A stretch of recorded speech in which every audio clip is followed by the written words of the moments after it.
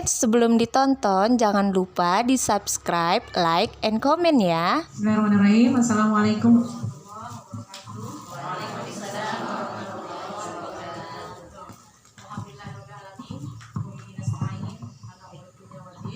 Wassalatu wassalamu ala sayyidil mursalin sayyidina Muhammadin wa ala alihi wa sahbihi ajmain. Alhamdulillah, puji syukur kehadirat Allah Subhanahu wa taala.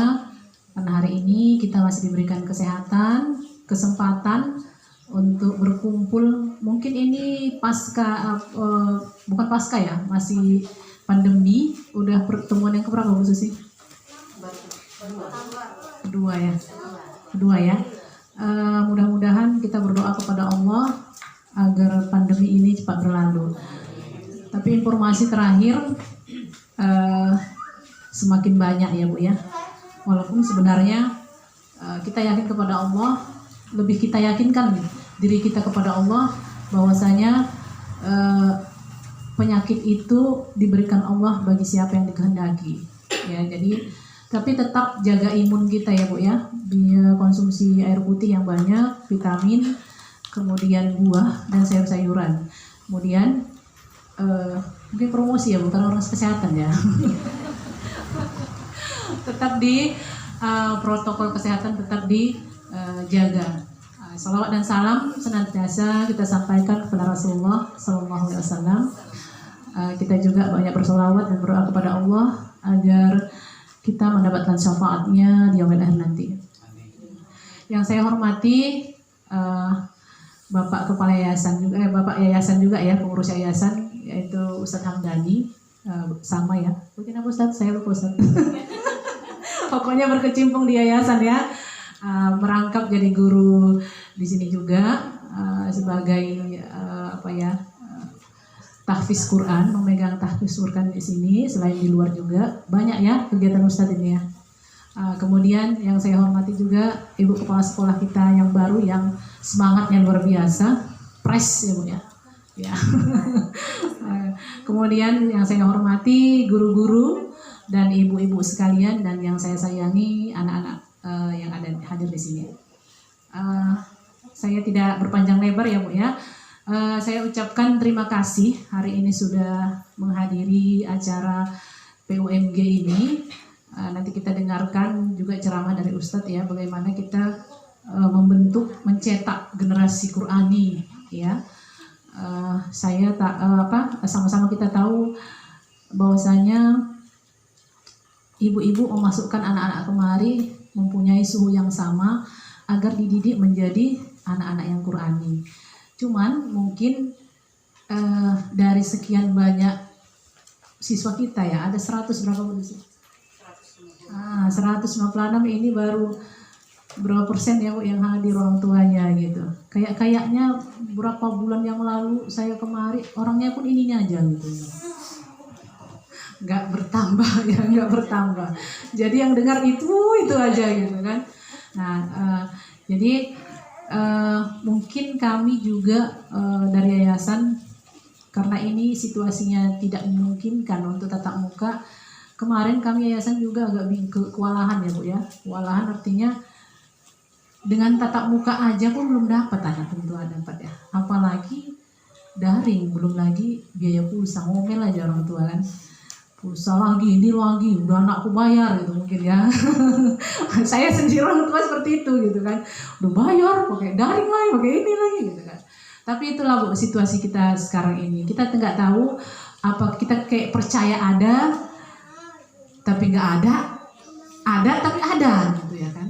Nah, memang bukan kita pungkiri ya Bu ya. Di zaman Rasulullah juga dulu ada wabah ya. Barang siapa yang meninggal dalam wabah gitu ya, itu akan syahid. Tapi mudah-mudahan kita jangan juga gitu kan, bisa takut ya Bu ya. Jadi di sini mungkin supaya kita lebih ke depannya lebih berjalan lah gitu ya PUMG ini, mungkin ajak lagi ya Bu ya ibu-ibu yang lain supaya informasi yang dari sekolah itu nyampe, bukan setengah-setengah gitu ya. Kemudian informasi kedua Bu, bahwasanya insya Allah itu yang sebelah situ, satu rumah yang sebelah sana itu sampai rumah Bu Umay itu mau dijual gitu kan. Rencananya yayasan akan membuat TK di situ karena memang selama ini kan TK ngontrak ya Bu di sana ya, dan tahun depan itu nggak dikontrakkan lagi gitu. Nah jadi kemarin yayasan berinisiatif untuk membeli gitu. Jadi kami khawatir kalau misalnya terdengar sampai keluar bisa dibeli orang yang di luar kita gitu. Nah kemarin harganya itu 120 juta, ukuran tanahnya 17 kali 22 ya Ustaz ya. Nah, 17 iya hampir satu rantai. Jadi mungkin besar harapan kami ya Bu ya.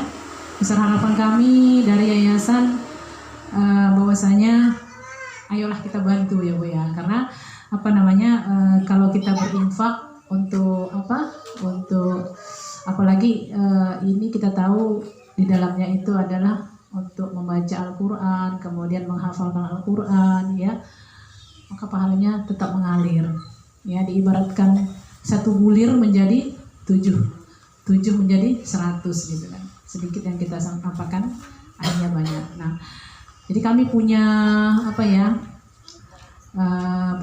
kwitansi mungkin ya, kalau mau sekarang pun boleh ya Ustaz ya, dengan infak seperti itu, berlomba-lombalah dalam kebaikan ya, karena memang Bu apalagi itu tanah ya, pembebasan tanah itu mengalir sampai kapanpun gitu. Teringat saya ada pernah saya baca ya Bu, Utsman bin Affan sampai sekarang kebun kurmanya masih ada, padahal dia sudah meninggal 1400 sekian tahun yang lalu ya Bu ya, hampir berdekatan dengan jarak Rasulullah. Tapi sampai sekarang kebun kurmanya Bu masih dikelola sekarang, subhanallah ya.